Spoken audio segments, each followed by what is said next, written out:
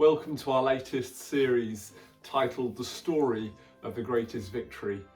My name's Chris Tutt, I'm the minister here at Lisbury Baptist Church, and over the coming days and the lead up to Easter, over the next week or so, we will be looking at the Easter story. Now, as you can see, the backdrop here I've chosen in our house is where my football trophies are from my glittering career, which is still going. I don't know if there's any more trophies on the way. But the victory we are celebrating at Easter is a victory far greater than any of that. It's the greatest victory of all, the victory won by Jesus. And over the next few days, we'll be looking at the story of Easter week. And as a church, Lisbury Baptist Church, we will be telling the story. Different people from the church are contributing to tell this story, this wonderful Easter story. Now, if you remember from the series we did at Christmas, the Journeying Through Advent series, we looked at the birth of Jesus, how he came into this world. And as part of that, we looked at the prophecies which have been given, the predictions about his birth and his life. Well, not only was all of that predicted, so too was what happened at Easter. The greatest story, the greatest victory had been predicted hundreds of years before. And if we look at the Old Testament, the very start of the Bible, we are able to see in the first part of the Bible some of the prophecies which were given about what would happen in that Easter story.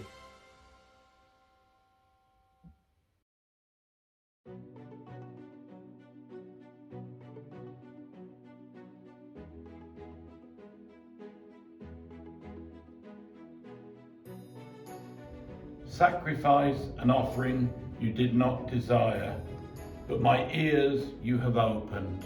Burnt offerings and sin offerings you did not require. Then I said, here I am, I have come.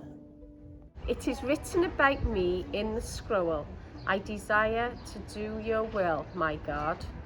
Your law is within my heart.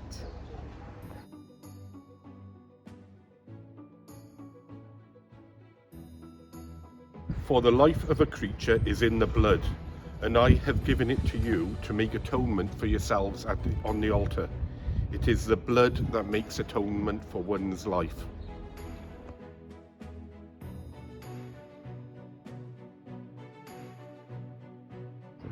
He was despised and rejected by mankind, a man of suffering and familiar with pain.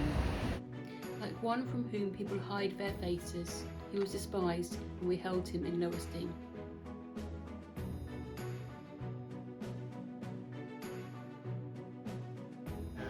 I told them, if you think it best, give me my pay, but if not, keep it. So they paid me 30 pieces of silver. Even my close friend, someone I trusted, one who shared my bread, has turned against me.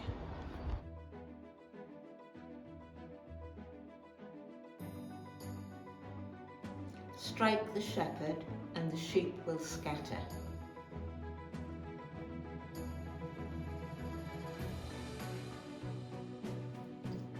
But he was pierced for our transgressions. He was crushed for our iniquities. The punishment that brought us peace was on him. And by his wounds we are healed.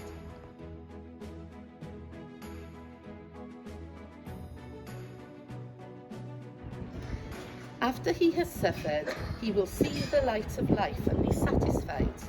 By his knowledge, my righteous servant will justify many, and he will bear their iniquities.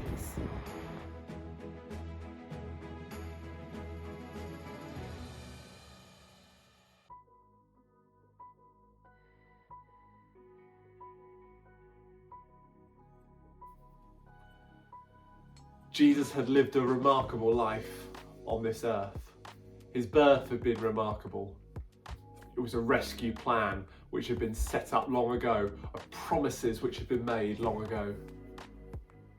And now, as we look at those verses from the Old Testament, there's many more which give prophecies about what would happen on Easter week. That was just a snapshot of a few of them. But as we look at that, we can see it was all foretold what would happen to Jesus. His ministry on this earth had been remarkable. Many had followed him around. Many believed him to be this word, the Messiah. Many believed that he would fulfill the prophecies, but they didn't expect what was going to happen to him over the next week. Even though we have these other verses as well that we've just heard read. Many didn't understand, they didn't realise what would happen. But on Palm Sunday, a week before the resurrection, Jesus arrived. He arrived to the welcome of a king. Many thought this was their saviour. And if you look out on Palm Sunday, will be the next in our series here, which will explain what happened, what people were expecting from Jesus, how they were expecting him to be, and what they were expecting him to achieve.